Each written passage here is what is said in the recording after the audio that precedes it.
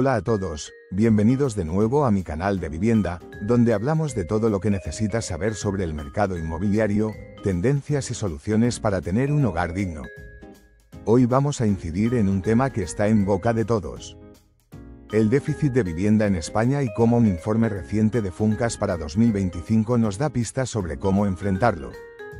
Este análisis, publicado en 5 días de El País, no solo pone números sobre la mesa, sino que también nos invita a reflexionar sobre las estrategias que podrían cambiar el panorama. Así que, si te preocupa el acceso a la vivienda o simplemente quieres entender mejor qué está pasando, quédate conmigo porque esto te va a interesar. Primero, pongámonos en contexto. Funcas, la Fundación de las Cajas de Ahorros, es un think tank que lleva años estudiando la economía española, y en su último informe nos dice algo preocupante. Para cumplir con el objetivo de déficit público del 2,5% del PIB en 2025, que es lo que el gobierno se ha propuesto ante Bruselas, hacen falta unos 7.500 millones de euros de ajuste. Pero, ¿qué tiene esto que ver con la vivienda? Mucho. Porque el déficit de vivienda no es solo un problema de ladrillos y cemento, sino que está íntimamente ligado a la economía y a las políticas públicas. Según el informe, la construcción de viviendas no está acompañando el ritmo de crecimiento de nuevos hogares. Imagínate esto: en 2024 se produjeron menos de 100.000 viviendas nuevas, mientras que se crearon 245.000 hogares, según datos del INE que cita 5 días. Esto significa que estamos en un desajuste brutal, y Funcas lo subraya: la oferta es insuficiente para la demanda. Entonces, ¿qué está pasando? Para entenderlo, tenemos que mirar atrás. Desde la crisis de 2008, la construcción en España se desplomó. Si antes llegábamos a construir 600.000 viviendas al año en los tiempos de la burbuja inmobiliaria, ahora estamos estancados en unas 90.000 anuales, como señala un artículo de El País del pasado octubre. El miedo a repetir los excesos del pasado y la lenta recuperación del sector han creado una brecha que hoy pagamos caro. Pero no es solo cuestión de cantidad. Funcas apunta que, aunque la inversión en construcción repuntará un poco en 2025 gracias a tipos de interés más bajos del BCE, que se espera estén en el 2,5%, no será suficiente para cubrir la necesidad de 200.000 hogares nuevos al año.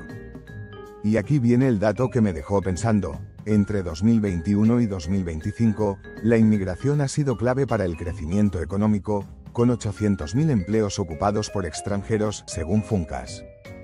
Esto ha disparado la demanda de vivienda, pero la oferta no sigue el paso.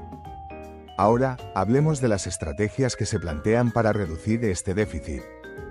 Funcas no entra en detalles específicos sobre medidas de vivienda, porque su foco está en las cuentas públicas, pero sí nos da una pista: sin ajustes fiscales y una política clara, no habrá recursos para impulsar la oferta. Y aquí es donde podemos conectar con otras fuentes que he investigado para daros una visión más completa. Por ejemplo, el Banco de España estima que hay un déficit acumulado de 600.000 viviendas en la última década, y en un informe reciente decía que actuaciones aisladas de corto plazo no bastarán. Esto lo vemos también en 5 días, donde expertos del sector, como Beatriz Toribio de la Asociación de Promotores y Constructores, insisten en que hay que triplicar la producción actual para estar a la altura de las proyecciones del INE, que prevén 330.000 nuevos hogares anuales hasta 2028. ¿Qué podemos hacer entonces? Una idea que surge de combinar el informe de Funcas con otras propuestas, como las del Banco Interamericano de Desarrollo en América Latina, es aprovechar los activos públicos. En un artículo de su blog, hablan de crear bancos de suelos públicos bien ubicados para facilitar la construcción de vivienda social. En España, esto podría traducirse en que los municipios, que controlan el uso del suelo y a menudo tienen terrenos sin aprovechar, los pongan a disposición de promotores públicos y privados. Imagina alianzas público-privadas que, con incentivos fiscales, hagan rentable construir viviendas asequibles.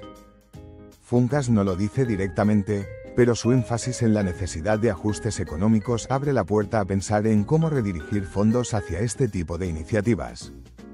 Otro punto interesante es el papel de la inversión extranjera.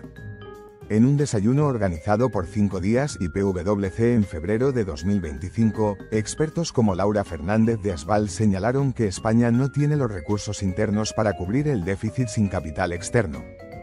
Las SOCIMIs, esas estructuras de inversión inmobiliaria que a veces se demonizan, podrían ser claves si se regulan bien.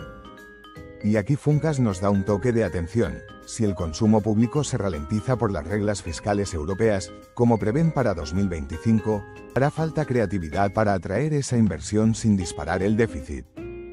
¿Cómo? Quizás con bonos de constructibilidad, una idea que el BID menciona y que podría adaptarse aquí, dar más densidad edificatoria a cambio de incluir vivienda social. Pero no todo es construir más. ONU Habitat, en su enfoque, la vivienda en el centro, nos recuerda que el déficit no es solo cuantitativo, sino también cualitativo. Hay casi 4 millones de viviendas vacías en España, según el Banco de España, pero muchas están en mal estado o fuera de las grandes ciudades, donde se concentra la demanda. Entonces, otra estrategia podría ser rehabilitar esas casas y ponerlas en el mercado. Funcas no lo menciona, pero su proyección de creación de 550.000 empleos hasta 2025 podría vincularse a un plan masivo de rehabilitación, algo que además encaja con los fondos europeos que España está recibiendo.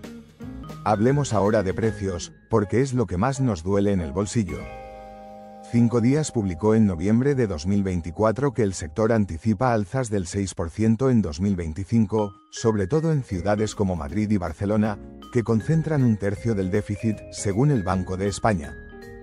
Funcas añade que el IPC bajará al 2% en 2025, pero eso no frenará la escalada inmobiliaria si la oferta sigue tan corta. Esto nos lleva a un dilema. Medidas como avales públicos para hipotecas, que se han planteado, podrían subir aún más los precios al impulsar la demanda, como advierte BBVA Research. La solución, coinciden todos, está en la oferta: más casas, más rápidas y más baratas. Y aquí entra el factor tiempo. Las promociones tardan unos 2 años en completarse, según los expertos de 5 Días. Si queremos que en 2025 empecemos a cerrar la brecha, las decisiones tienen que tomarse ya. Funcas insiste en que sin una estrategia fiscal detallada, el gobierno no alcanzará sus metas, y eso incluye la vivienda. En México, por ejemplo, el Programa Nacional de Vivienda 2025, según Obras Expansión, plantea construir 500.000 casas para los más vulnerables. ¿No podríamos inspirarnos en eso? Un plan ambicioso, con fechas claras y requisitos definidos, podría ser el empujón que España necesita. Para cerrar, quiero dejaros con una reflexión. El informe de Funcas nos dice que la economía crecerá un 3% este año, pero también que el turismo y las importaciones energéticas restarán fuerza en 2025. Si no actuamos, el déficit de vivienda no solo será un problema de números, sino de desigualdad. Como dice ONU Habitat, la vivienda es un derecho humano, y en España, con un esfuerzo hipotecario que no baja del 40% de la renta, según 5 Días, estamos lejos de garantizarlo. Así que, ¿qué opináis? ¿Creéis que estas estrategias pueden funcionar? Dejadme vuestros comentarios, suscribíos si os ha gustado y nos vemos en el próximo vídeo. Hasta luego.